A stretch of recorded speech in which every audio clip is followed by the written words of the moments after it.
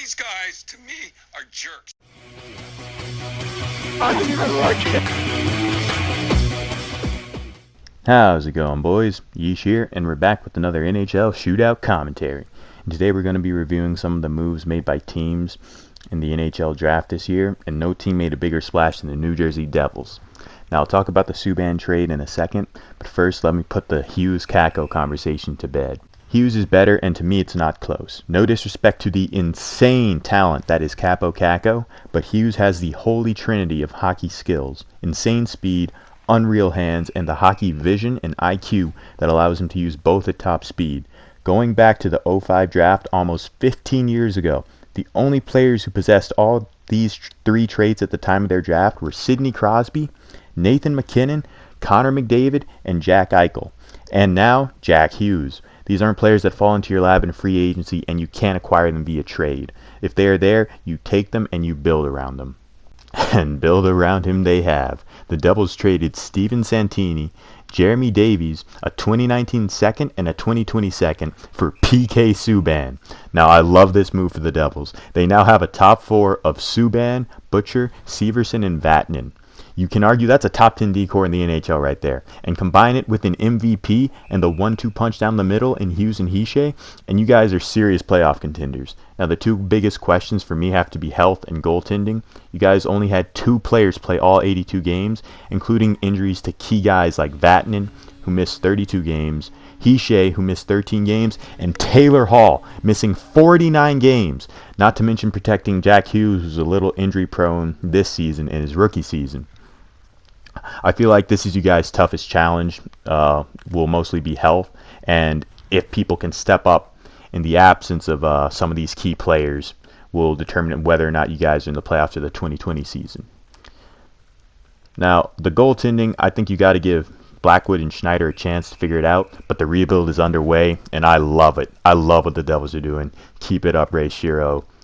I'm a huge Shero fan right now. Now, Nashville.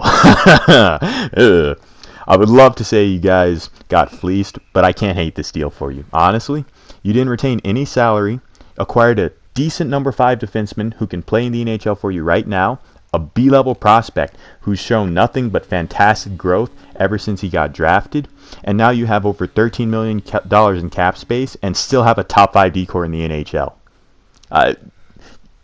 This move is so hard to criticize for Nashville. I also think you guys would have lost a valuable D in the expansion draft. This was probably the right time to make a move considering how forward-heavy this free agency is. Now, Poyle says he wants to improve the forward core in free agency, and I completely agree with this. Absolutely needs to happen. I would do my due diligence and inquire about Panarin, but if the price is too high, I would much prefer a Ryan Dzingel type player instead of overpaying for a superstar like Panarin. You guys need goals, Dzingel will provide that for you, and you'll still have cap left over. New Jersey wins this deal for me since they did get the best player, but I feel like Nashville also did pretty well for themselves here. Moving on, we have the Vancouver Canucks acquiring J.T. Miller from the Tampa Bay Lightning in exchange for Marek Mazanec, a 2019 third-round pick, and a 2020 conditional first-round pick, with the condition being if it's a top 10 pick, then the Canucks can choose to give up their 2021 first instead.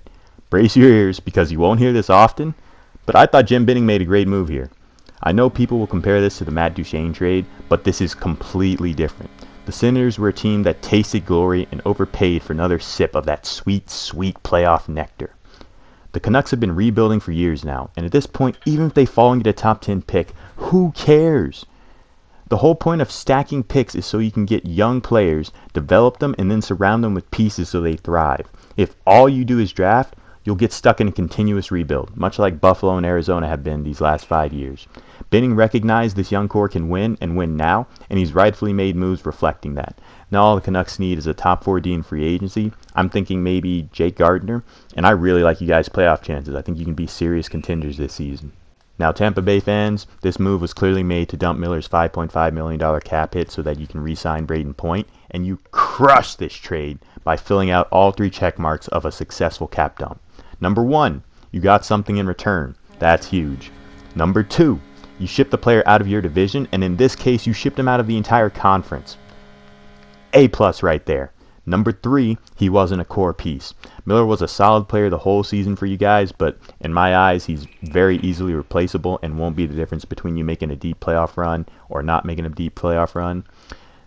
Very, very well done, Julien Brisebois. I believe that's how you pronounce his name. Very well done indeed. I love what that guy's doing with Tampa right now. All in all, with the trade, I have to give a slight edge to Vancouver, but for both sides, it's a fantastic move. It makes perfect sense. A grade to both of them. Next up, we have Toronto trading forward Patrick Marleau, a 2020 7th round pick, and a conditional 2020 1st round pick, with the condition being that it is top 10 protected, much like the last trade. And coming back their way, they get a 2020 6th round pick from Carolina. Now, Leafs fans, this move is obviously just a cap dump so that you could retain the services of Kasperi Kapanen and Andreas Janssen, who both seem set to receive extensions of 3 years at about 3.3 per season, which is fantastic value in my eyes for a pair of legitimate young top 6 forwards in the NHL. You managed to keep one of the best forward groups in the entire league together for at least a few more years, which will be key on your quest to win your first Stanley Cup in the color TV era. Jokes aside, you need to make these next few years count while you still have this insane depth. And while I know you guys have one of the deepest farm systems in the league right now, you cannot take it for granted. That farm depth can disappear oh so quickly, and with development being slowed from injuries, players wanting opportunities elsewhere, leaving to go play in Europe, or it could just be they don't simply make the transition to the NHL. With all these variables, it's best to make use of it while you have the chance, and I think this trade helps you just that. Now, Carolina, you guys just bought a first-round pick for a $6 million cap hit of 1 year and $4 million in cold hard cash. There is absolutely no downside to this trade for you guys, and I'll be watching you guys very closely to see what moves you make in free agency to help keep the storm surge going long into the postseason for yet another year. That'll pretty much wrap it up for this one, boys. I'll be making more commentaries for all the big name signings and trades come free agency, and those will be live comms. And I'll be sure to post NHL 20 news and content as we near the release of the free-to-play beta as well. Be sure to subscribe so you're in the know, and I will see you boys in the next one.